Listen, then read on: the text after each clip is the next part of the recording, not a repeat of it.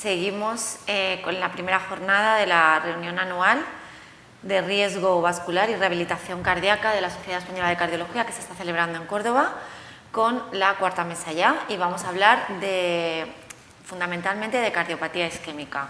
Tengo conmigo en la mesa pues el placer de tener presencialmente aquí al doctor Javier Torres, que trabaja en el Hospital Universitario de Jaén y es el presidente electo de la Sociedad Andaluza de Cardiología, y al doctor Guillermo Aldama, que trabaja en el Hospital Universitario de La Coruña y es hemodinamista y nos va a contar las novedades, bueno, las novedades no, pero nos va a contar un poquito más el Ischemia Trial, que como sabéis fue el estudio más relevante del 2020. Y lamentablemente no podemos tener aquí de forma presencial a Belén Cid, pero está conectada o estará conectada con nosotros online. Belén es hemodinamista, trabaja en el Hospital Clínico Universitario de Santiago de Compostela y estaba previsto que estuviera con nosotros aquí, que fuera una mesa entre los cuatro, pero no ha podido venir por los problemas de la huelga de Renfe, así que conectaremos con ella de forma online. Empezamos con ella, si es posible, y Belén nos va a hablar de las guías de práctica clínica de la Sociedad Europea de Cardiología de Síndrome Coronario Agudo, que se publicaron en el año 2020 y que, como sabéis, también han sido muy controvertidas. Hola. Hola Belén, ¿cómo estás? Hola a todos. Hola a todos de Santiago. Bueno, lo primero es que, como sabéis, me da mucha pena no poder estar con vosotros hoy ahí. Por desgracia, pues la huelga de trenes no me lo ha permitido. Lo primero que quiero hacer es agradecer a todas las compañeras y amigas de la sección de riesgo y rehabilitación por esta invitación que me hace especial ilusión y daros la enhorabuena por el congreso. Yo voy a hablaros, como os comentaba Miriam, de los cambios que se han implementado en las guías de práctica clínica de infartos sin elevación de ST, de síndrome coronario agudo sin elevación de ST. Y si me dais el control, perdón, para que pueda pasar las diapos. Perdón, los problemas del directo.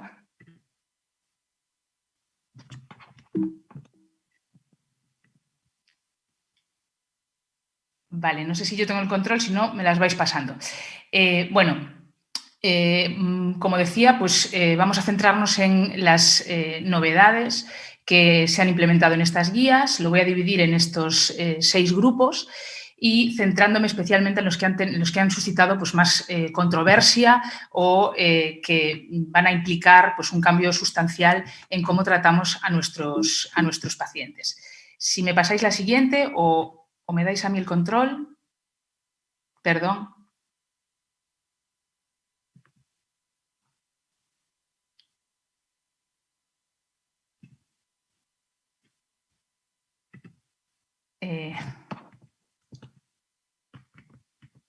Vale, ahora ya estamos, perdón.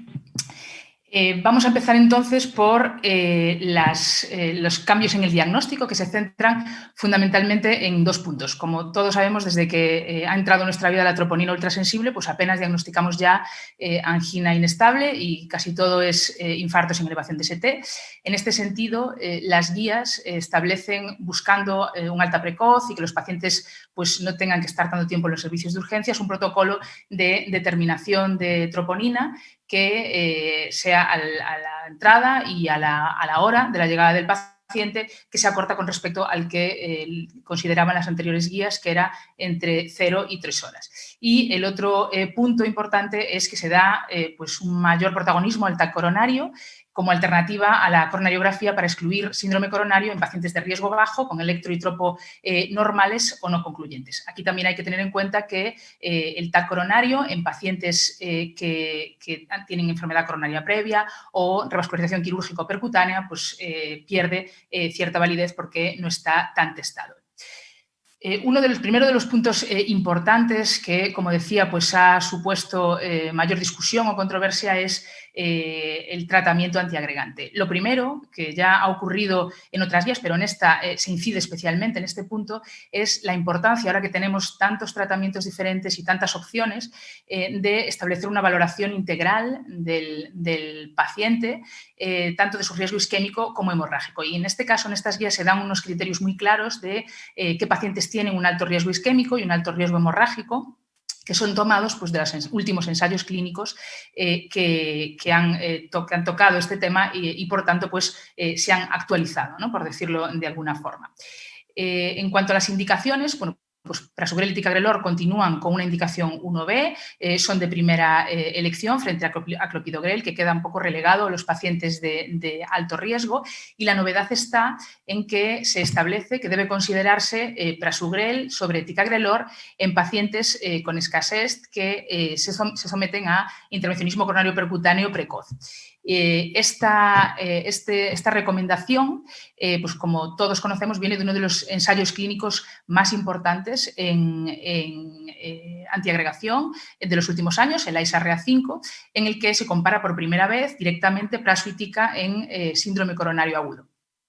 Como todos también conocemos, el resultado es que Prasugrel pues, demostró beneficio en reducción de eventos isquémicos a expensas de reducción de infartos sin incrementarse los eventos hemorrágicos.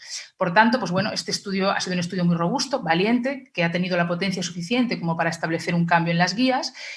Los resultados son consistentes tanto en la población global como en subgrupos preespecificados que se han ido publicando en los años siguientes en STEMI, en pacientes revascularizados o en insuficiencia renal, aunque en pacientes diabéticos que se esperaba que el Prasugrel pudiera tener incluso un efecto superior, pues se ha encontrado que se atenúa este efecto global del estudio y esto pues, es una de las cuestiones pendientes, junto con que en pacientes con síndrome coronario agudo sin elevación de ST no se comparan dos fármacos realmente, sino dos estrategias en función del momento de administración. Tica sin pretratando frente a Prasu sin pretratar. Y esto nos da pie para el siguiente cambio, que quizás sea pues, bueno, el que más influye en cómo tratamos a los pacientes día a día, que es que estas guías pasan a no recomendar pretratamiento rutinario sin conocer la anatomía coronaria si se plantea una ICP precoz. Esto, como digo, pues ha sido un cambio sustancial en cómo nos acercamos a los pacientes con síndrome coronario agudo. Los autores de la guía pues lo que aducen es que se hacía el pretratamiento de forma empírica, no había evidencia a favor, sin embargo, en los últimos años pues, se ha incrementado la evidencia en contra, ¿no? Un poco los resultados de la COAST, donde Prasugrel no demostró beneficio en reducción de eventos isquémicos y el registro sueco, que siempre pues, con ese número elevado de pacientes llega a conclusiones en vida real pues muy importantes, también tampoco encontró beneficio del pretratamiento. Como siempre, y esto es pues yo creo que la riqueza de poder encontrarnos aquí y hablar desde el punto de vista del clínico y del intervencionista, el pretratamiento puede tener sus pros y sus contras. Entre los pros de no pretratar está la reducción de eventos hemorrágicos, que se evita retraso de la cirugía o incremento de complicaciones intraoperatorias en caso de precisar cirugía, aunque en nuestro caso, en nuestro medio, hay pocos pacientes que enviemos a revascularización quirúrgica y que se evitan complicaciones en pacientes con diagnóstico final distinto a infartos sin elevación de ST, por ejemplo, disección aórtica. Sin embargo, por otro lado, pretratar permitiría reducir eventos isquémicos, complicaciones intraprocedimiento, que eso pues, nos las encontramos a veces más nosotros en sala y pueden ser complejas y ponernos en una situación difícil, y se evita la administración de antiagregantes potentes intravenosos. Este es un ejemplo de la era ya post-guías, que nosotros en nuestro centro la hemos adaptado. Y, perdón, que los vídeos parece que no van muy bien. Bueno, simplemente es un caso que quería traeros porque ejemplifica bien el tema de cómo en el pretratamiento creo que es fundamental individualizar. Es un paciente varón de 58 años con factores de riesgo que viene por dolor torácico, que tuvo dolor torácico jugando al pádel. Esto es algo que, sobre todo en esta franja etaria, por lo menos yo cada vez me encuentro más.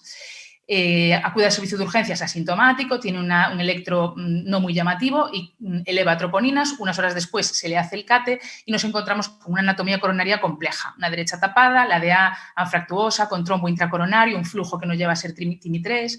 Entonces, en este caso, nosotros decidimos utilizar Cangrelor, el antiagregante intravenoso, que las guías, pues como veis, lo indican en estos casos, ¿no? Casos que tengan un alto riesgo del intervencionismo y no estén pretratados porque, aunque en ese momento demos el inhibidor de la P2Y12 oral, pues tardaría un tiempo en hacer efecto, ¿no? Entonces, creo que adaptar a nuestro medio todas las recomendaciones, y esto lo podemos discutir después, pues puede ser importante porque los casos pues, varían según las características del paciente. Las otras dos preguntas que tratan de contestar las guías con respecto a la antiagregación es cuándo acortarla y cuándo prolongarla, con respecto a los 12 meses establecidos después de un síndrome coronario agudo. ¿Cuándo acortarla? Además de los pacientes de alto riesgo hemorrágico, que se indica un mes, la novedad es que las guías establecen o adaptan la estrategia Twilight, es decir, aquellos pacientes que después de un síndrome coronario agudo, tras 3 meses de doble antiagregación, no tienen eventos isquémicos ni hemorrágicos, se considera la posibilidad de retirar la aspirina y mantener el inhibidor de la P2Y12 y, bueno, pues se le da una indicación 2A con nivel de evidencia A. También por primera vez se tiene en cuenta la desescalada de prasutica a clopidogrel en función de las características clínicas, test de función plaquetaria y genotipado. No se establece claramente qué tipo de paciente hacerlo, sino que bueno, pues se tiene en cuenta la posibilidad de llevarlo a cabo. Y el otro punto es cuándo prolongamos la doble antiagregación por encima de 12 meses. En este caso, pues después de la publicación del estudio Pegasus, también las guías la adaptan y establecen que se prolongue en pacientes, o se puede prolongar en aquellos pacientes que consideremos de muy alto riesgo isquémico. Y como decía antes, pues se establecen los criterios de alto riesgo isquémico, criterios claros, tanto de factores de riesgo clínicos como técnicos, pues pacientes con enfermedad multivaso, con enfermedad prematura, que evoluciona rápidamente, diabéticos con tratamiento o enfermedad de tronco, bifurcaciones a las que tenemos que poner varios stents, longitud de stent más de 60 milímetros, con lo cual, bueno, pues, en estos casos tendríamos la posibilidad de prolongar esa doble terapia antiagregante. No voy a entrar en la triple terapia en pacientes con fibrilación auricular porque si bien en estas guías se implementa por primera vez, ya en las guías de FA se ha hablado de este tema, la importancia de los anticoagulantes directos que reducen sangrado y mantener la triple terapia solamente una semana después del síndrome coronario agudo. El segundo punto que también ha suscitado mayor controversia es la estratificación de riesgo para una estrategia invasiva. En las guías previas contábamos con 3 grupos o 3 posibilidades. Se indicaba realizar el intervencionismo en 2 horas, en 24 o en 72 horas y en estas guías pues, se ha cambiado y se ha reducido a 2 grupos, estrategia invasiva inmediata y estrategia invasiva precoz en menos de 24 horas, que como veremos amplía el número de pacientes que ha de hacerse en menos de 24 horas y los pacientes de bajo riesgo se pasan a una estrategia electiva en la que decidir o no realizar una coronariografía va a depender de las características del paciente y de la realización de test de isquemia. En este punto no ha habido cambios. Estrategia invasiva inmediata en menos de 2 horas para aquellos pacientes que tienen un muy alto riesgo, un STEMI-like, ¿no? Pacientes con inestabilidad hemodinámica, shock cardiogénico, arritmias ventriculares. Es una indicación tipo C. Como veremos que en las guías hay un porcentaje importante, hasta un 40% de las indicaciones son tipo C, porque en este caso es más el sentido común. Estos pacientes tendrían que incluirse en las redes del código infarto y, bueno, pues nosotros recientemente hemos evaluado estas redes desde la Asociación de Cardiología Intervencionista a nivel nacional y aún queda mucho trabajo por hacer, también luego podemos discutirlo y, por tanto, pues habría que ampliar los recursos si queremos que todos estos pacientes puedan hacerse en tiempo. El cambio, como decía, en este caso está en la estrategia invasiva precoz. Las guías establecen que todos los pacientes con diagnóstico de infarto sin elevación de ST, troponinas elevadas, han de hacerse en menos de 24 horas. Es una indicación 1A, cambios dinámicos, elevación trayectoria de ST o Grace por encima de 140, pero tiene que ser uno de estos criterios. Y además establecen que estos pacientes han de trasladarse el mismo día a un hospital con capacidad de realizar intervencionismo. La indicación 1A es porque ha habido muchos estudios en este sentido. Los más importantes son los últimos, el TIMAX y el VERDIS, son ensayos clínicos, donde se compara realizar una estrategia invasiva precoz con diferida. Cuando los lees con un poco de calma, lo que se observa es que en estos estudios, en los pacientes no seleccionados, y tomamos todos los pacientes con infartos en elevación de ST, la estrategia invasiva precoz no ha demostrado beneficio ni en objetivos combinados ni en endpoints duros, sino fundamentalmente en reducir, lógicamente, las hospitalizaciones y tener un menor riesgo de isquemia recurrente en algunos casos. Demuestra realmente beneficio en endpoints combinados o en riesgo de infarto o mortalidad en aquellos pacientes que tienen mayor riesgo isquémico. Se concentran pacientes que tienen un Grace por encima de 140. Esto es importante porque a la hora de aplicar en práctica clínica real todas estas indicaciones, como decía antes, y también podemos discutir a posteriori, pues esto tenemos que tener en cuenta el medio en el que los movemos, ¿no? En hospitales sin ICP, en fin de semana, pues puede ser algo que tengamos por lo menos que adaptar los medios con los que contamos. Nosotros en nuestro grupo hemos realizado un estudio en este sentido, estamos muy interesados en ver qué ocurre con nuestros pacientes y vemos que hemos visto, junto con el Hospital de Alicante, que creo que Alberto también está ahí por ahí, cómo los pacientes con un Grace por encima de 140 son los que realmente se benefician de esta estrategia invasiva precoz, pacientes con alto riesgo isquémico, y fijaos que son un porcentaje importante, un 38% de los pacientes con infartos en elevación de ST tienen un Grace por encima de 140, lo cual ya supondría pues, una sobrecarga significativa. Y también, pues, en este sentido, en algún punto habrá que individualizar y estratificar y podemos, para no prolongarnos mucho, pues comentarlo en el debate, ¿no? No es lo mismo pues, pacientes que tienen muy alto riesgo, en los que la anatomía coronaria es una enfermedad de tronco, que pacientes que tienen lesiones estables que por algún motivo pues, han elevado enzimas y pueden tener un Grace por encima de 140. Otros aspectos técnicos, la enfermedad multivaso, simplemente decir que aunque no hay muchos estudios en síndrome coronario agudo sin elevación de ST, adaptan las recomendaciones del infarto con elevación de ST, revascularización completa guiada por, si es posible, por técnicas de imagen o test de estrés, más que guía de presión, que bueno, ahora desde la publicación del Flower MI pues está un poco en entredicho. En el tratamiento de la parada cardiorrespiratoria también un punto importante es que después de la publicación de los resultados del estudio COAC, donde no se encontró beneficio de una estrategia inmediata frente a diferida, se debe considerar la angiografía diferida en pacientes hemodinámicamente estables si no se objetiva elevación de ST tras una parada extrahospitalaria resucitada. Y bueno, a mí siempre me gusta, aunque en este caso no hay novedades, pero aquí las no news, bad news, porque realmente los pacientes con shock cardiogénico son bueno, pues nuestro caballo de batalla de la mortalidad intrahospitalaria. Todavía la mortalidad es elevada en este grupo de pacientes. Se está intentando elaborar protocolos de implante de asistencias ventriculares en muchos centros, pero realmente la indicación de las guías de asistencia ventricular sigue siendo muy baja, 2B con nivel de evidencia C, porque apenas tenemos ensayos clínicos, porque es muy difícil aleatorizar a estos pacientes, a realizar una estrategia conservadora frente a una estrategia invasiva, porque bueno, pues me gusta mucho esta alegoría, ¿no? esta comparación de un compañero que decía que es como intentar aleatorizar a tirarse de un avión con o sin paracaídas. Entonces, un paciente en esa situación es muy difícil no utilizar todos los medios a tu alcance. Ya para finalizar, se le da mucha importancia y un apartado significativo en las guías al infarto sin obstrucción de arterias coronarias.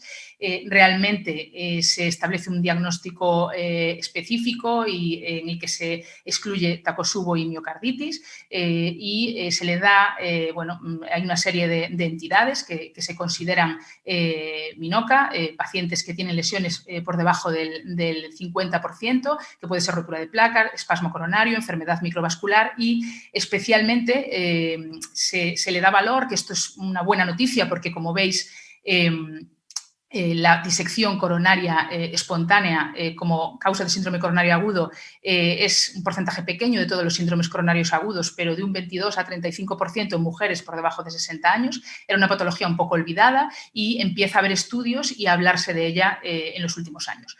Básicamente, lo que hemos aprendido, sobre todo los intervencionistas, es algo con lo que no te gusta encontrarte cuando tratas un síndrome coronario agudo, es que si el vaso está abierto y tiene buen flujo, cuanto menos instrumentalices mejor. Si lo tienes claro, ni siquiera es necesario realizar una OCT o IBUS y tampoco el implante de stent, y el tratamiento médico en estos casos pues es controvertido porque hay ausencia de evidencias, no tenemos ensayos clínicos, y ahora pues un ensayo clínico español que se está liderado por el doctor Fernando Alfonso de la Princesa, creo que nos va a dar pues información interesante en este sentido.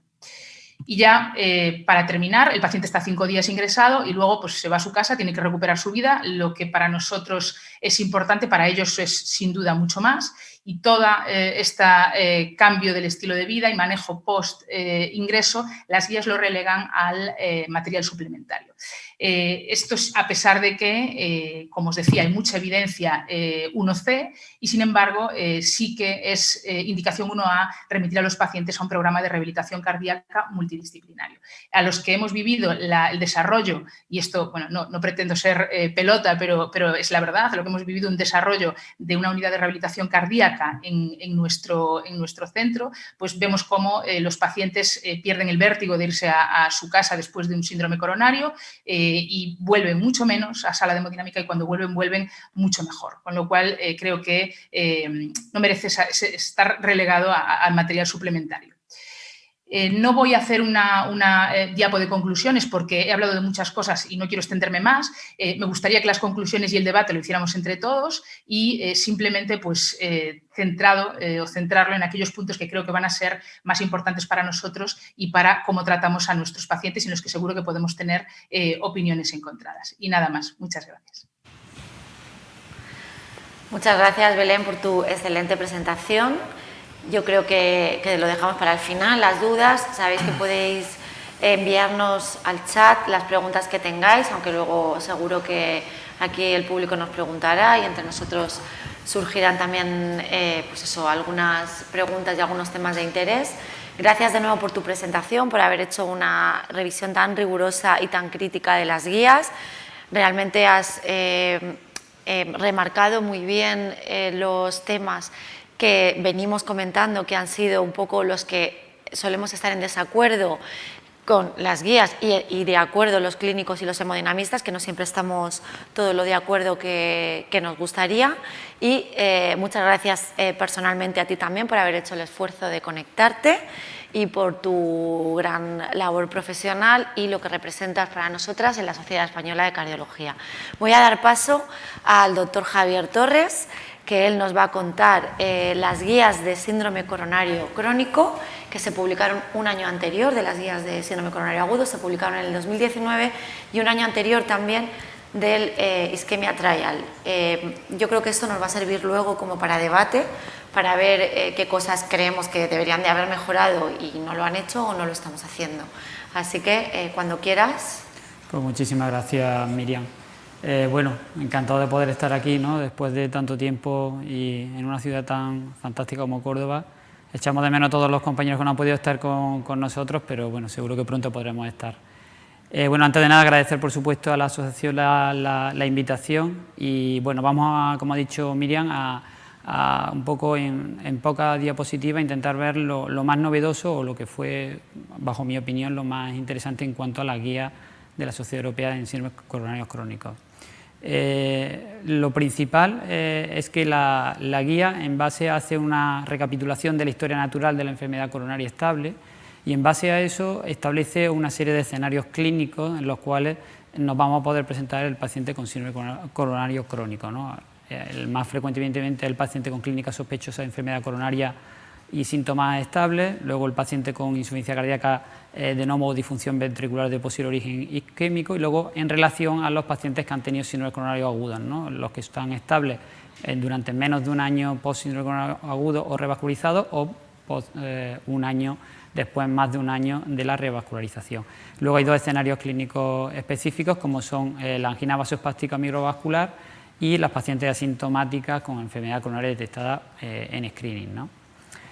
La verdad que esta figura es muy importante y es muy visual, porque representa fundamentalmente un gran mensaje y gran cantidad de información que aporta esta guía, y es la entrada totalmente de los test de imagen en el diagnóstico de la enfermedad coronaria estable. Aquí representa, fijaros, cómo desde los pacientes con baja probabilidad de cardiopatía isquémica, cuando tienen muy baja, evidentemente no requerirían en principio ningún tipo de técnica diagnóstica. En los pacientes con baja probabilidad, pues probablemente el TAC coronario sería la opción, y fijaros cómo a lo largo de incrementándose el riesgo van especificando, por ejemplo, los test de isquemia fundamentalmente, y en los pacientes de muy alto riesgo, pues evidentemente utilizar la coronariografía.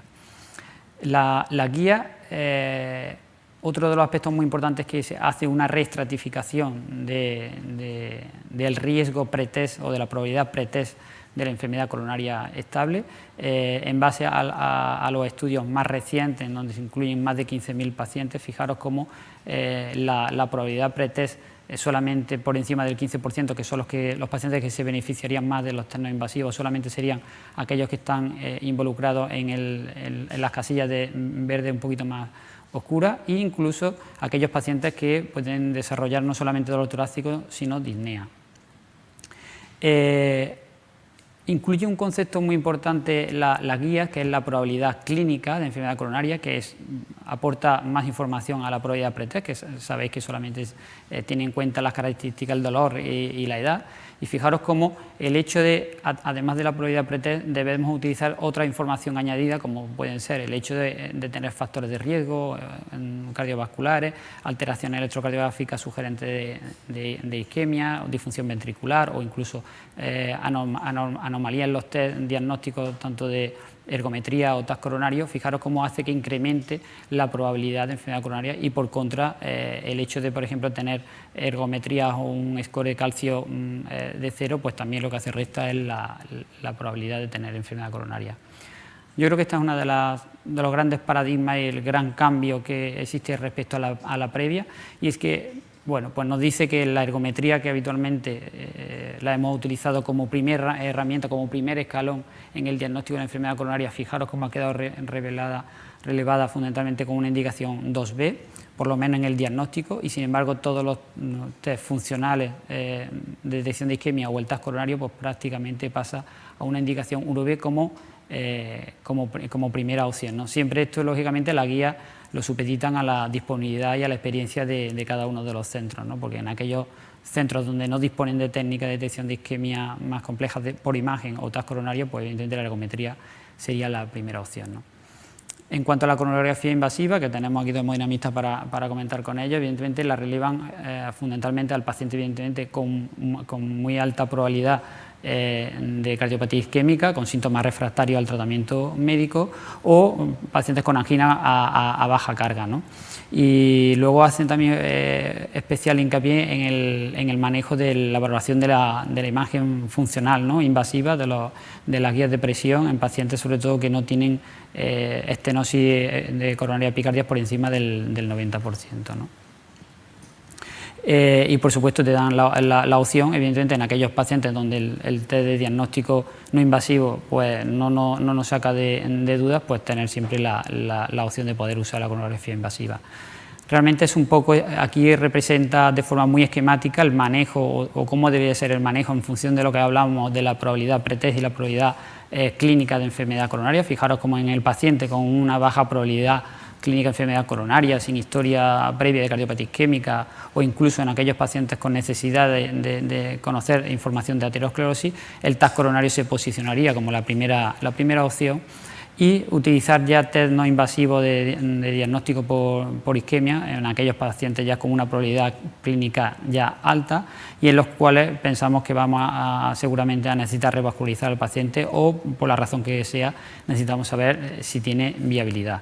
Y evidentemente la coronografía invasiva la dejaríamos ya, pues, como hemos dicho, ¿no? Pacientes ya con angina refractaria bajo tratamiento o con una angina a muy baja carga o en disfunción sistólica sugestiva de cardiopatía isquémica. Siempre, evidentemente, como veis, en el árbol de decisión, el tratamiento médico, evidentemente, es la primera opción siempre, salvo en los casos que hemos comentado, y en aquellos casos donde no hubiera mejoría con tratamiento médico, pues plantear como mínimo la coronografía invasiva y en función de los hallazgos decidir también si la necesidad de revascularizar o no.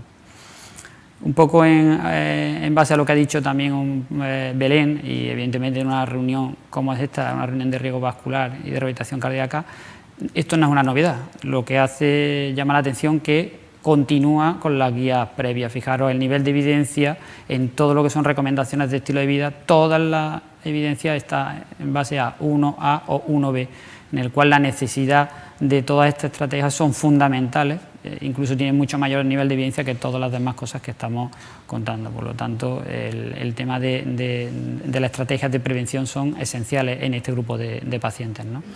Bueno, detalles ya puntuales, por ejemplo, el tratamiento médico, lo único, como segundo escalón de tratamiento médico, los nitratos los posicionan por delante de otros fármacos, en el cual pues antes entraban todos en el mismo grupo. También ha comentado Belén un poco la duración de la doble antiagregación. En esta guía sabéis que a raíz de la publicación fundamentalmente de Pegasus, pues en pacientes con muy alto riesgo isquémico y con bajo riesgo hemorrágico, pues ya ha subido el nivel de evidencia de poder prolongar la antiagregación más allá del año, con la indicación DOSAD, y las propias guías nos plantean la posibilidad, cuáles son los antiagregantes que podemos utilizar en esta prolongación de la misma, ¿no?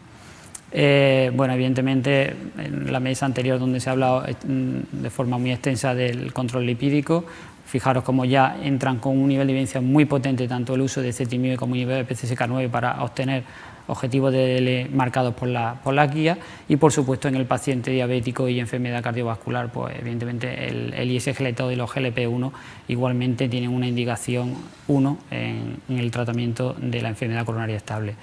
En cuanto a la triple terapia, también se ha comentado, prácticamente está en sintonía con el resto de guías, tanto de fibrilación auricular, de revascularización, en el cual los anticoagulantes directos deben de ser la primera opción cuando son necesarios asociarlos a antiagregantes, y en función del riesgo hemorrágico o de trombosis del stent, pues decidir entonces la duración de la triple terapia o mantener una doble terapia. Yo creo que este es uno de los aspectos más importantes y más interesantes, probablemente además cuando nos presente Guillermo el estudio de isquemia. Hay que también contextualizar estas guías se publicaron antes de presentarse el estudio de isquemia, y hasta entonces sabéis que había mucha controversia en cuanto a la revascularización de la enfermedad coronaria. Casi todos los estudios habían salido negativos, por así decirlo, frente al tratamiento médico óptimo, hasta que se publicó también un metaanálisis, que en este sentido yo creo que pueden aportar mucho más Guillermo y Belén, de decidir la revascularización coronaria guiada por pruebas de imagen, funcionales intracoronarias. Fijaros cómo este fue el primer metaanálisis, incluso antes de la publicación de la isquemia, en el cual en estos pacientes sí existía una reducción de muerte cardíaca o de infarto cuando la revascularización se hacía fundamentalmente guiada por estas técnicas. De hecho, en el análisis por subgrupo, fijaros como en aquellos pacientes en los que sí se hacía esta revascularización en base al menos a alguna lesión positiva con las técnicas de reserva de flujo coronario, pues era positivo el resultado.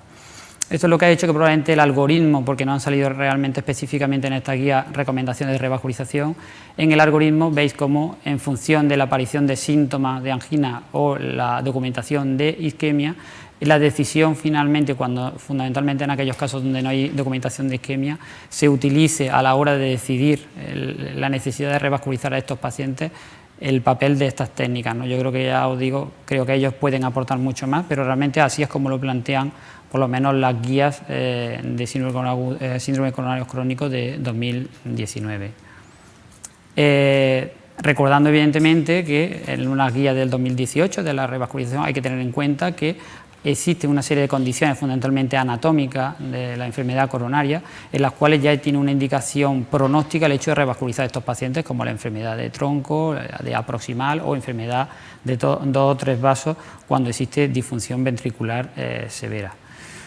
Por tanto, bueno, las conclusiones, yo creo que como no han sido muchas diapositivas, podemos hacer una revisión rápida. Realmente hay que considerar un concepto nuevo como es la probabilidad clínica de enfermedad coronaria, en la cual hay que asociar, aparte de la probabilidad pretest, pues otros aspectos como los factores de riesgo, los hallazgos en el electrocardiograma, si hay disfunción ventricular y demás.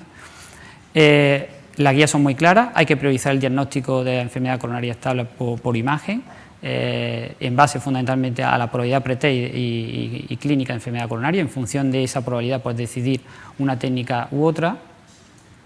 La coronariografía invasiva, pues dejaríamos en principio para aquellos pacientes con alta probabilidad o angina refractaria o las situaciones en las que hemos comentado. Por supuesto, recordar que todos y cada uno de los pacientes, independientemente del perfil del paciente, debemos de actuar en la modificación del estilo de vida y utilizar programas de rehabilitación cardíaca. La revascularización coronaria siempre, y esto también probablemente ahora cuando termine Guillermo podemos seguir hablándolo, debe de ser siempre una estrategia complementaria siempre al tratamiento médico. Y en aquellos casos donde no existe documentación de isquemia miocárdica, pues la indicación fundamental de la revascularización pues va a depender en principio de la evaluación funcional de la estenosis coronaria o, como hemos comentado, las indicaciones por pronóstico, ¿no? en enfermedad coronaria con una serie de anatomía que evidentemente ha demostrado un beneficio clínico. Y ya, muchísimas gracias. Pásame el presentador.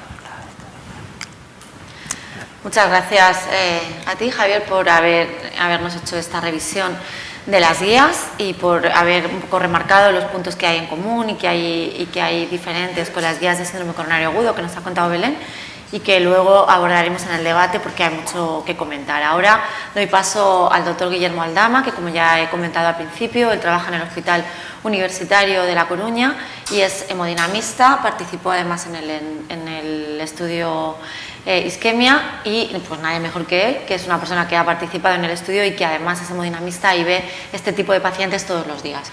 Así que cuéntanos un poco tu visión sobre el estudio y convéncenos. Bueno, pues muchísimas gracias, Miriam. Es la verdad un placer estar aquí con vosotros. También es un placer estar con los que nos veis desde otros sitios. Estáis virtualmente con nosotros y gracias a la sección por invitarme y por hacer esta reunión. Bueno, pues efectivamente os voy a hablar de qué ha cambiado después del estudio isquemia. Vamos a desgranarlo un poco y en esta presentación lo que vamos a ver es qué podemos extraer de él, que inicialmente nosotros pensábamos que iba a ser algo bastante sencillo, directo, y ya veréis que se convirtió en algo controvertido y complejo. Antes de hablar del estudio isquemia me gustaría enmarcar lo que es este estudio y lo que supone, por ejemplo, el síndrome coronario crónico en un laboratorio de hemodinámica. Estos son datos de nuestra área y, como podéis observar, de todos los pacientes que se remiten para coronografía, todos los pacientes isquémicos, menos del 10% son síndromes coronarios crónicos. Entonces, no estamos hablando de un gran volumen de pacientes que supondría pues, una enorme carga de trabajo. Pero un dato muy curioso de estos pacientes es, fijaos, hasta un 30% de ellos no tiene enfermedad coronaria epicárdica, ¿de acuerdo? Y lo más llamativo es que su grado de angina no nos permite diferenciar a aquellos que van a tener enfermedad de las que no. Pero es que el grado de angina no nos permite diferenciar a pesar de que algunos de ellos tienen tanta enfermedad que tienen que irse a cirugía. Tienen enfermedad multivaso, notable, y tienen que irse a cirugía. Entonces, concepto, poca carga en un laboratorio de hemodinámica. La sintomatología no nos permite discriminar qué paciente tiene más enfermedad cardiovascular y cuál no. Y tenemos los dos extremos, aquellos que no tienen enfermedad epicárdica, coronarias epicárdicas sin lesiones, y aquellos que tienen que ir a cirugía. El segundo aspecto. Habitualmente lo que hemos decidido es que, bueno, nosotros en el laboratorio de hemodinámica lo que podemos esperar es mejorar la clínica o mejorar el pronóstico. Bien, Dentro de un síndrome coronario crónico, ¿cuándo la revascularización mejora el pronóstico? Pues sabemos que 2 escenarios seguros, un tercer escenario probable. 2 escenarios seguros, enfermedad de tronco de proximal o enfermedad multivaso con disfunción ventricular. Ahí sabemos que el intervencionismo es capaz de impactar sobre el pronóstico, independientemente de la clínica. El probable, un área isquémica grande. ¿Cuánto es grande? Más del 10%. Y claro, es cierto que en muchas ocasiones nosotros con el intervencionismo, con la revascularización, lo que hacemos es, pues cuando el tratamiento óptimo no logra controlar los síntomas, pues por supuesto ayudar a ese control. Este es el escenario que intenta explorar el isquemia. Entonces, asumir isquemia con síndrome coronario crónico es un error, ¿vale? Porque la pregunta de la isquemia es, mire, quiero cambiar las guías, quiero aclarar este aspecto de las guías, quiero aclarar cuál es verdaderamente el papel del intervencionismo, de la revascularización, en pacientes que se ha demostrado que tienen isquemia extensa. ¿Cuánto es isquemia extensa? Más del 10%. Así que síndrome coronario crónico no es igual a estudio isquemia. Es decir, no, los pacientes con síndrome coronario crónico se tienen que revascularizar o no en función de... No. El isquemia lo que pretende es dilucidar un aspecto de las guías, que estaba sin dilucidar, porque fijaos, si veis las referencias hacen alusión a estudios que reclutaron a pacientes de hace 30 años. Entonces, la mayor parte de estos estudios no son anacrónicos y ese es el objetivo de la isquemia. Era un objetivo que nos parecía completamente legítimo, razonable, clínicamente relevante y todos creíamos que iba a ser un paseo tranquilamente y realmente se convirtió en la tormenta perfecta. Claro, esto también lo sabe la doctora Castro, que participó en el estudio de isquemia. Entonces, realmente se convirtió en esto y ahora os voy a explicar por qué. Bueno, inicialmente éramos muchos hospitales, 320, 37 países, hay que decir que 2 de los 10 hospitales que más pacientes incluyeron fueron españoles. Se testaron 8.500 pacientes, a 3.000 de ellos se descartaron porque no tenían suficiente isquemia. Ya sabéis que el estudio de isquemia descarta pacientes que tienen enfermedad de tronco, porque en esos va mejor la revascularización, de proximal, que tengas un síndrome coronario reciente o que tengas una angina intratable. Vale, esos pacientes no pueden ser incluidos. Total, te quedas con 5.000 pacientes. Pero ¿qué es lo que ocurre? Y esta es una pieza clave muy importante, es que luego lo que ocurre es que te quedas con 5.000 pacientes que deberían tener isquemia moderada o grave, es decir, isquemia al menos extensa, pero incluyes a un 14% de los pacientes que no tienen isquemia o la tienen leve. Y ya veremos la relevancia que esto tiene, para responder a la pregunta que nos interesaba responder. La cuestión es, bueno, pues para saber exactamente que no tienen afectación del tronco, vamos a hacer un estudio de imagen, pues el TAC. A 3/4 partes de los pacientes se les hizo un TAC. A muchos pacientes no hizo falta hacerles un TAC porque ya se conocía su anatomía coronaria. Y en cualquiera de los casos lo que dices es, bueno, perfecto, ahora los aleatorizamos, un grupo revascularizados, otro grupo tratamiento médico. Entonces estas son las curvas y los autores lo que concluyen es que una estrategia inicial conservadora es tan buena como una estrategia inicial invasiva. ¿De acuerdo? ¿Qué es lo que pasa? Lo que pasa es que aquí no vais a ver ningún hazard ratio. Es decir, no vais a ver ningún numerito en estas gráficas que nos dicen, bueno, vamos a ver, ¿cómo sé si esto significa, si estas diferencias son significativas o no? Y no lo vais a ver por esto, porque las curvas se cruzan. Y entonces lo que vamos a intentar demostrar, o sea, lo que vamos a ver es, voy a intentar explicaros por qué estas conclusiones no se ajustan exactamente a los datos que presentan los mismos autores de la isquemia y la repercusión que tiene este cruce. Porque realmente este estudio, la pesadilla de este estudio se basó en 3 aspectos: lentitud y 2 cruces. La lentitud, bueno, pues ya habéis visto que no son muchos los pacientes que nos llegan al laboratorio de hemodinámica. Así que inicialmente lo que se había pensado es reclutar a 8.000 pacientes. Se tuvieron que hacer 2 enmiendas al protocolo porque era enormemente lento el reclutamiento. Entonces tú decías, bueno, a ver, yo lo que quiero es tener un suficiente número de pacientes para tener una potencia estadística para detectar al menos 18% de diferencia entre un grupo y otro. Y para eso necesitamos 8.000 pacientes. Bueno, pues resulta que pasaba el tiempo y como mucho planeaba reclutar 5.000. ¿Qué tienes que hacer? Pues reformular todo. Pierdes potencia estadística porque dices, bueno, en vez de detectar una diferencia del 18, va que sea el 20. Y en vez de 2 eventos clínicos como objetivo primario, 5 eventos clínicos. Un evento clínico tan peregrino en el síndrome coronario crónico como muerte cardíaca resucitada, que es extremadamente infrecuente.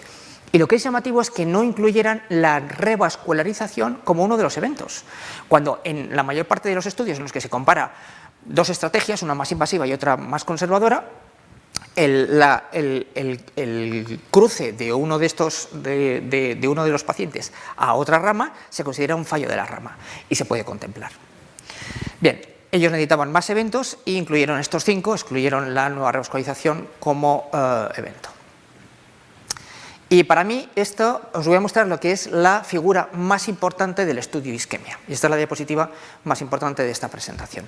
Fijaos, esta diapositiva, esta imagen, no está en el documento principal, está enterrada en el material suplementario, que por cierto tiene 123 páginas, para intentar explicar todo el lío que fue el estudio isquemia.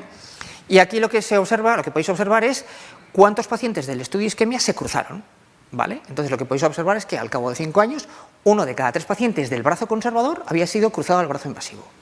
Y uno puede decir, bueno, no pasa nada, porque cada cruce supongo que será un evento y eso penaliza al brazo conservador.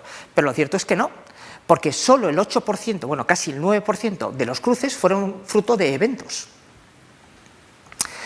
Es decir, fijaos, aquí os pongo la tasa de revascularización, fijaos, casi uno de cada 5 pacientes del brazo conservador fue revascularizado. Y esa revascularización no se consideró como un evento, no fue penalizado el brazo conservador. Y una cosa muy importante, a la mitad de los pacientes se les revascularizaron en el primer año. Es decir, no, mira, es que la mayor parte de los pacientes están bien durante 4 años, pues la mitad de los pacientes fueron revascularizados en el primer año.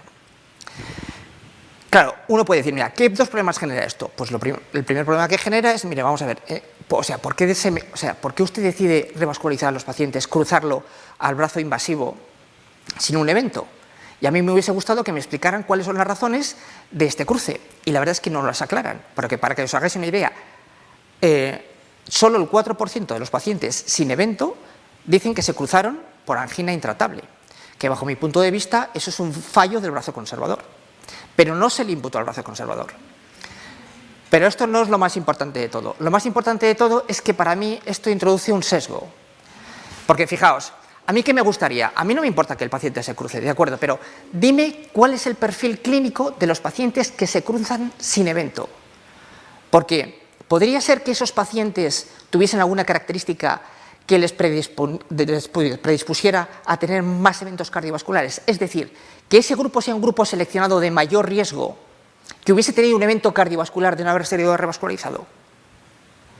A mí, ¿qué me gustaría? Enséñame las características clínicas del brazo conservador en general y enséñame las características clínicas del brazo conservador que se tuvo que cruzar a la estrategia invasiva. Claro, aquí lo que veis es que el cruce no penaliza al brazo conservador y además no sabemos si ese subgrupo que se cruzó es de mayor riesgo y no tuvo eventos porque precisamente se cruzó y fue revascularizado. El otro problema, fijaos, el otro problema que también tiene que ver con los cruces es este. Cuando dicen una estrategia, veis que las curvas se cruzan. Bueno, pues si las curvas se cruzan, ¿qué significa?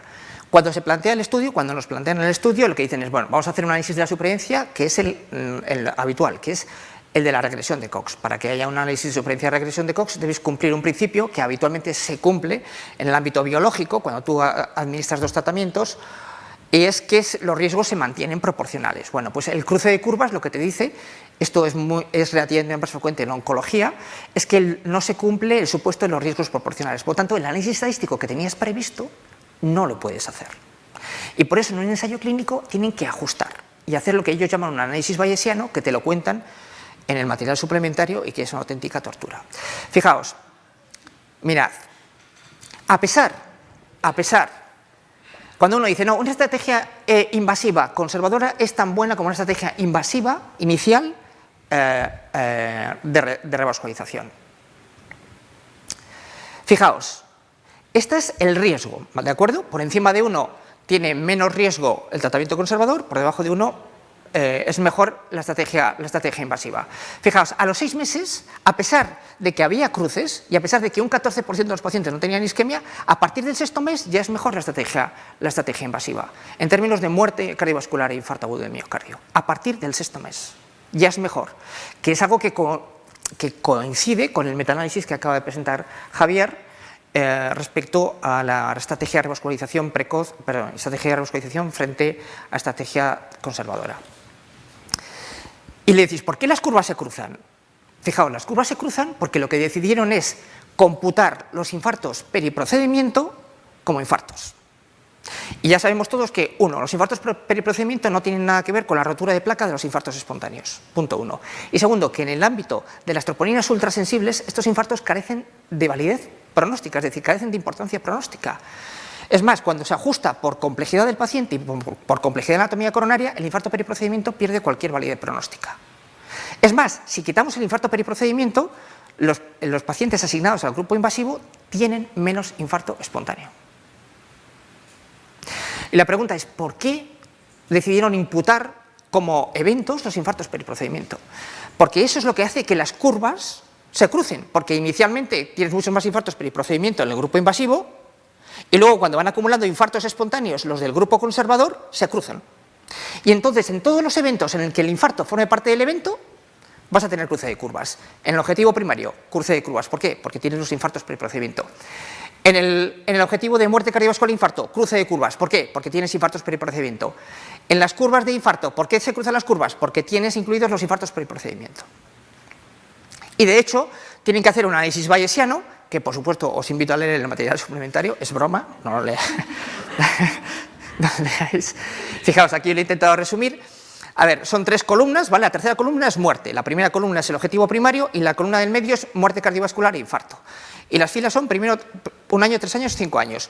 Estas son las curvas que se llaman de distribución de probabilidad posterior bayesiana, ¿vale? Cuando la mayor parte de la curva se desplaza a la derecha, tratamiento médico mejor, en azul. Cuando la mayor parte de la curva se desplaza hacia la izquierda, en rojo, tratamiento invasivo mejor. Lo que veis es que en muerte no hay diferencia, ¿vale? Pero en las 2 primeras columnas, en el primer año parece que es mejor el tratamiento conservador y a partir del tercer y 5.º año es mejor el tratamiento invasivo. ¿De acuerdo? Y esto, el análisis bayesiano hace que aún pierdas más poder estadístico. ¿De acuerdo? Entonces, bueno, las conclusiones son muchísimo más endebles. Así que los autores, entonces, ¿qué podríamos decir? Bueno, los autores lo que dicen es, no hay diferencias en mortalidad. ¿Qué objeciones le podremos decir? Bueno, no tienes mucha potencia estadística porque primero no tienes suficiente número de pacientes y has tenido que hacer un análisis bayesiano, pero bueno, yo creo que puede ser que no haya diferencias en la mortalidad. Y luego, es verdad que no hubiese habido diferencias en la mortalidad si no hubiese habido ese sesgo de selección, es decir, si ese grupo de pacientes del brazo conservador no se hubiesen cruzado sin evento al brazo invasivo. En morbilidad dice, mira, no hay diferencias en el infarto. Mire, no estoy de acuerdo, sí que hay diferencias en el infarto espontáneo. Si nosotros quitáramos los infartos periprocedimiento, sí que hay diferencias. Tienes menos infarto espontáneo, menos infarto, menos escasez en el grupo de tratamiento invasivo. Y luego ellos analizan angina inestable, menos angina inestable con el tratamiento invasivo, más insuficiencia cardíaca con el tratamiento invasivo, ¿vale? Parada cardíaca, igual. Objeciones, bueno, hay que tener cuidado cuando pones hazard ratios porque ya sabéis que hay que en algunos ámbitos violar los supuestos de proporcionalidad y el sesgo de selección que supone el cruce. Y luego, calidad de vida, que esto se presenta en el mismo número en New England, pero en otro artículo. Los pacientes asignados al grupo invasivo tienen mejor calidad de vida desde los 3 meses. Desde los 3 meses. ¿Por qué? Porque tienen menos angina y necesitan menos tratamiento. Y eso a pesar del cruce. Entonces, 4 mensajes para casa para terminar. Primer mensaje, bueno, síndrome coronario crónico, no son muchos pacientes, la sintomatología no nos permite discriminar qué grado de enfermedad van a tener estos pacientes. 2. Usted tiene un síndrome coronario crónico, ¿qué tiene que hacer? Bueno, tiene que ver la anatomía coronaria y ver si tiene disfunción ventricular, porque en esos ámbitos la estrategia invasiva es mejor. 3. No, mire, lo que tengo es un paciente con territorio isquémico amplio. ¿Qué es lo mejor? Pues mire, el estudio de isquemia está sesgado enormemente a favor del tratamiento conservador. Primero, porque bueno, descarta tronco y disfunción ventricular, algo que es legítimo porque busca responder a otra pregunta. Pero es que el 14% de los pacientes no tienen isquemia severa. ¿A quién beneficia eso? Al brazo conservador. Segundo, penalizas el brazo invasivo porque decides contar como eventos los infartos periprocedimiento. Y tercero, es que un tercio de los pacientes se te cruzan y ese cruce no penaliza al grupo conservador. Y un cuarto de los pacientes lo revascularizas, sin tener un evento clínico. Entonces, no penalizas al grupo conservador y además no sabes qué perfil tienen esos pacientes, porque pueden ser los de más riesgo. Así que, conclusiones. Yo creo que, fíjate, por cada 80 pacientes que nosotros asignamos con isquemia extensa, que asignamos al grupo invasivo, evitamos 3 eventos isquémicos, 3 eventos coronarios, a costa de un ingreso o una hospitalización por insuficiencia cardíaca. Y además lo que conseguimos es que los pacientes tengan mejor calidad de vida desde los 3 meses, con menos tratamiento médico. Muchísimas gracias.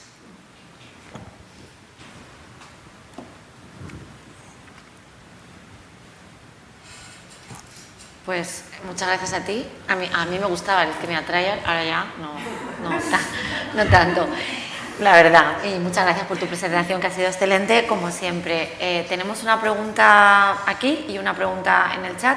Vamos primero con la pregunta de la doctora Almudena Castro, que no sé a quién de los tres te... No, es una pregunta. Es una reflexión. Claro, estamos en una sección, bueno, asociación ahora, de prevención y de tratamiento médico óptimo. A mí me da mucha pena que cardiólogos ilustres como el doctor Aldama no entiendan el mensaje de la isquemia. El mensaje de la isquemia no es el tratamiento invasivo. El mensaje de la isquemia es que tratar óptimamente a los pacientes mejora el pronóstico. Eso es el mensaje. Y el objetivo de la isquemia no es cuántos vascularizo y tener al tratamiento conservador muriéndose de angina de dolor. El objetivo de la isquemia, bien te has dicho tú que te has equivocado y lo has vuelto a decir, la estrategia inicial. Y eso es lo que demuestra la isquemia. No correr, que cuando te tengas un paciente con síndrome coronario crónico, con angina estable y que no tiene tronco, no corras.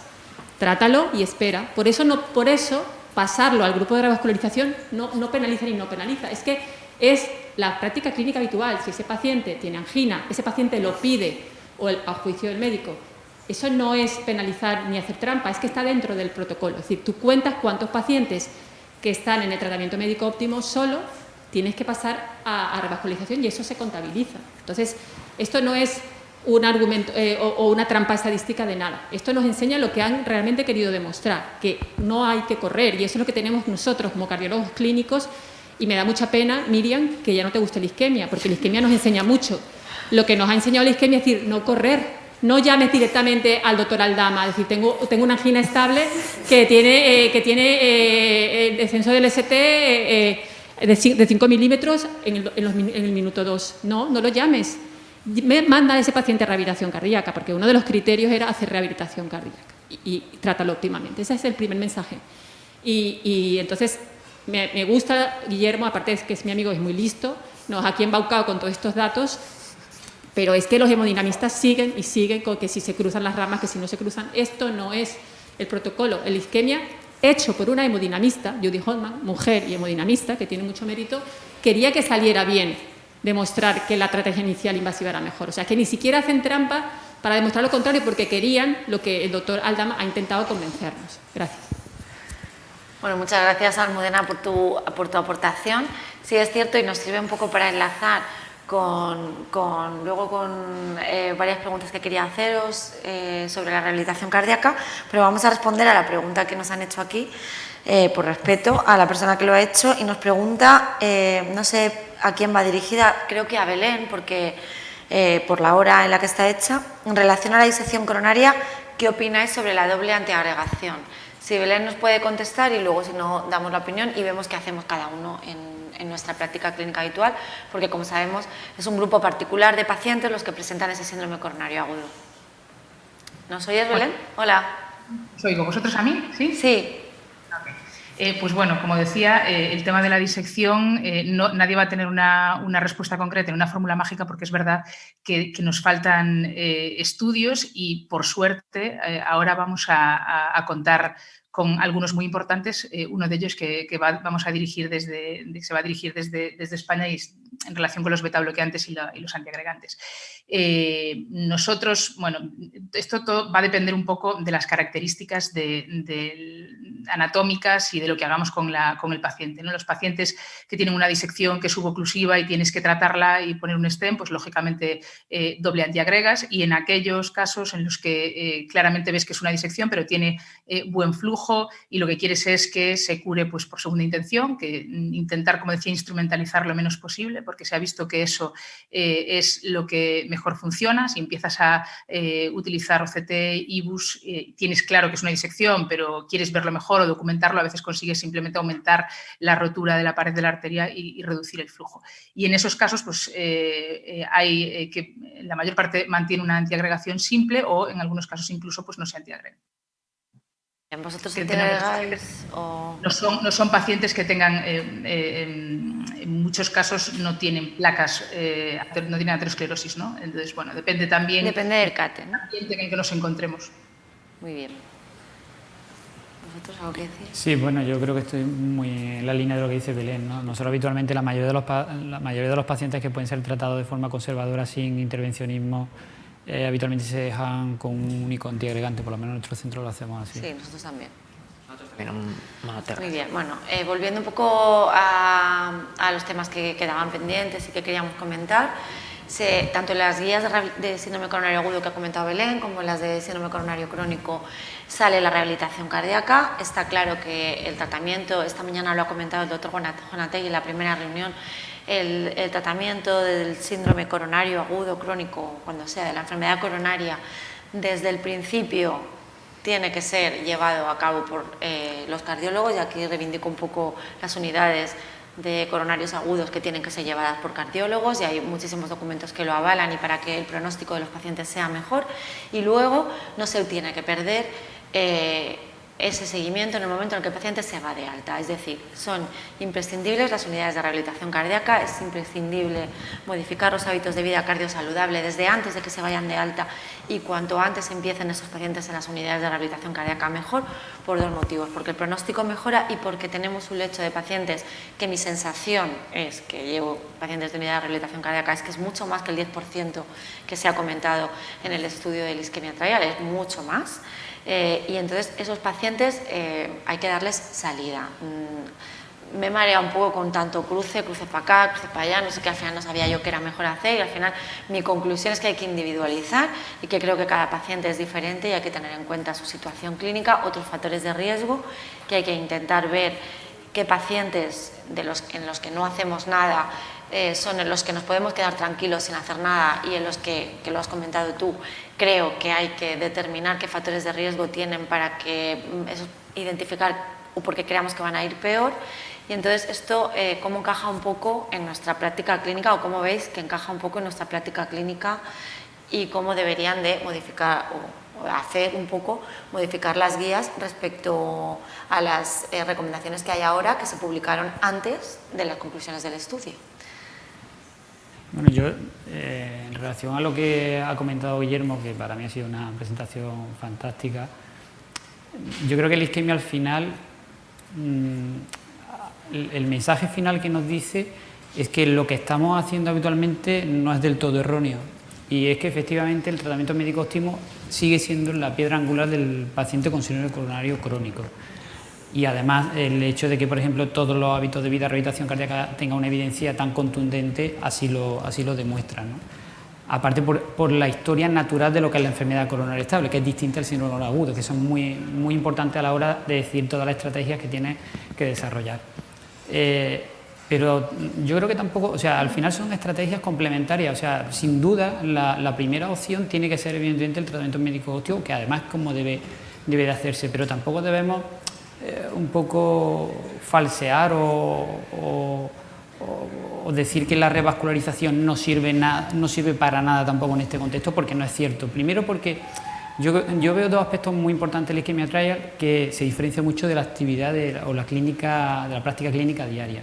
Y es que en el paciente que nosotros tenemos con síndrome coronario crónico en la consulta, si le hacemos un test de detección de isquemia, habitualmente es un enfermo que no tiene un TAC coronario hecho, con lo cual nosotros no sabemos si este enfermo tiene enfermedad de tronco o de aproximal, que para ese aspecto evidentemente ya, como ha dicho Guillermo, no necesitamos tener isquemia o documento de isquemia porque vamos a modificar el pronóstico. Eso es un aspecto muy importante porque cuando tenemos al paciente delante, ese aspecto no lo conocemos a la hora de tomar la decisión.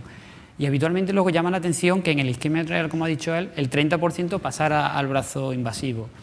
Si es cierto que ese 30%, pues algunos no se revascularizó, pero yo creo que refleja muy bien lo que hacemos habitualmente, porque yo no creo que todos nuestros pacientes con angina estable, el 90% no vayan a revascularizarse, o por lo menos a coronografía invasiva. Yo creo que hay un porcentaje importante, ya sea por angina o porque el propio paciente nos manifieste pues, la situación que tiene, incluso nuestra propia inseguridad, ¿no? Como decir, de no conocer la anatomía coronaria, que es que ese aspecto es muy importante a la hora de tomar la decisión, ¿no? Pero yo creo un poco que la isquemia no va a modificar la guía de práctica clínica y estoy de acuerdo en que es un ensayo que ha aportado, como ha dicho Almudena, al final, para confirmar que el tratamiento médico óptimo debe ser la estrategia inicial, pero que la revascularización sin duda tiene un papel menor que en el síndrome coronario agudo, evidentemente, pero que es fundamental también en un nicho de pacientes, ¿no? Vale, y no va a modificar, a lo mejor no va a modificar las guías, pero ¿cómo crees que puede modificar nuestra práctica clínica diaria? ¿O cómo crees tú que se puede trasladar las conclusiones, ya sean buenas o malas,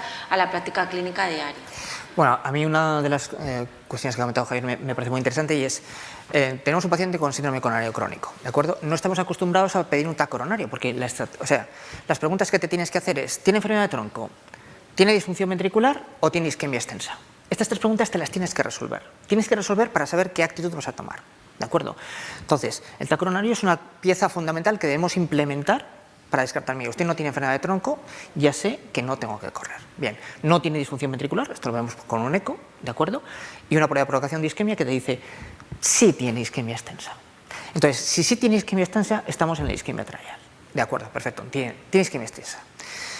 ¿Qué podemos extraer del isquemia atrial? Bueno, pues lo que podemos extraer es, si yo decido adoptar una estrategia de broscodización, vale, lo que sé es que va a tener mejor calidad de vida y va a necesitar menos antianginosos. Y es muy probable que tenga menos infarto desde el 6º mes. Y esto con todos los hándicaps que tiene el brazo invasivo en la isquemia atrial. Es decir, yo personalmente, después de la isquemia atrial, ¿cuál sería mi actitud? Bueno, si el paciente, yo optaría por iniciar un tratamiento médico en pacientes sin isquemia extensa, sin enfermedad de tronco y sin disfunción ventricular. ¿Tienes un síndrome coronario crónico sin estas 3 cosas? Bueno, tranquilo. Y además le puedes transmitir con seguridad esa tranquilidad al paciente, porque incluso con todos los hándicaps de la isquemia puedes estar tranquilo. Ahora la pregunta es, si yo le hago una prueba de evaluación de isquemia y tiene isquemia extensa, ¿qué es lo que yo haría? Yo hablaría con Guillermo para que hiciera una coronariografía. Y además no tengo ningún problema en que me llaméis para hacer una coronariografía y me dices, mira, tienes un síndrome coronario crónico y isquemia extensa.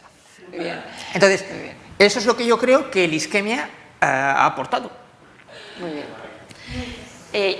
Luego, me ha llamado mucho la atención, ha salido en tanto las guías de síndrome coronario agudo como las de crónico, mucho el TAC coronario. Entonces, el TAC coronario, Belén, y así, porque me acuerdo que estás, entonces así estás con nosotros, ¿qué crees que puede aportar el TAC coronario?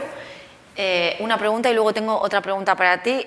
Has hecho una crítica que me parece muy apropiada a las guías de síndrome coronario agudo y es que no se puede revascularizar a todos los pacientes en 24 horas porque no todos tenemos la suerte de vivir enfrente del hospital. Ahí España es muy dispersa, la dispersión geográfica es diferente y a veces los hospitales comarcales, las horas de traslado o las organizaciones de traslado pues no permiten que se puedan revascularizar en 24 horas. Entonces, estas 2 preguntas, el TAC coronario en el síndrome coronario agudo, porque parece que en el crónico está más claro, y si crees que debemos de modificar un poco o adaptar un poco a nuestra realidad esa recomendación de las guías que tanto hemos criticado clínicos y hemodinamistas.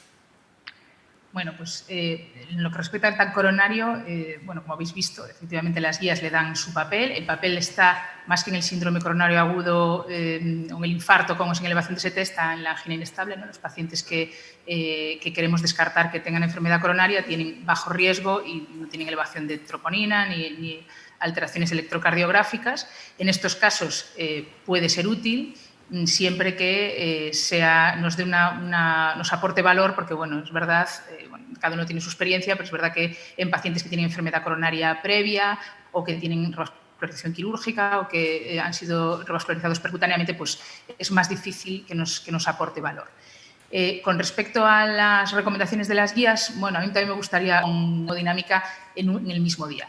Esto, hacerlo de una forma estructurada, bueno, pues si nos vamos a plantear hacerlo, entonces hay que dimensionar toda la red que tenemos montada en este momento, ¿no? Porque no puede ser que porque una ambulancia esté ocupada en trasladar a un paciente estable en un sábado por la mañana, por ejemplo, ¿no? Porque los problemas en este caso pues serían el fin de semana, sobre todo en hospitales que, como digo, tienen que trasladar a los pacientes y haya un paciente con shock cardiogénico que no pueda trasladarse porque los medios que tenemos son limitados. En resumen, café para todos es difícil, ¿no? Entonces aquí me parece que la individualización y el buscar realmente el beneficio de nuestro paciente y no una generalización sin más es lo más adecuado, ¿no? Sin ánimo de ser muy crítica con las guías, pero creo que a veces hay que mojarse un poco más, ¿no? Muchas gracias. Bueno, muchas gracias a los tres por esta excelente mesa. Vamos a acabar y acabamos con 3 conclusiones.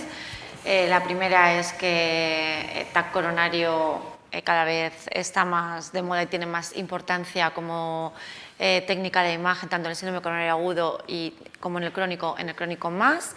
Es que lo que hacemos, como ha dicho Javier, no lo estamos haciendo mal en los pacientes con síndrome coronario crónico, que las unidades de rehabilitación cardíaca son fundamentales para no solo afianzar el seguimiento y el tratamiento y mejorar el pronóstico de nuestros pacientes, sino para determinar qué pacientes se pueden determinar de una estrategia invasiva en base a las conclusiones del isquemia atrial. Y con esto finalizamos esta mesa. Muchas gracias a todos por vuestra atención y por la participación activa, y a los 3 ponentes por vuestras maravillosas presentaciones.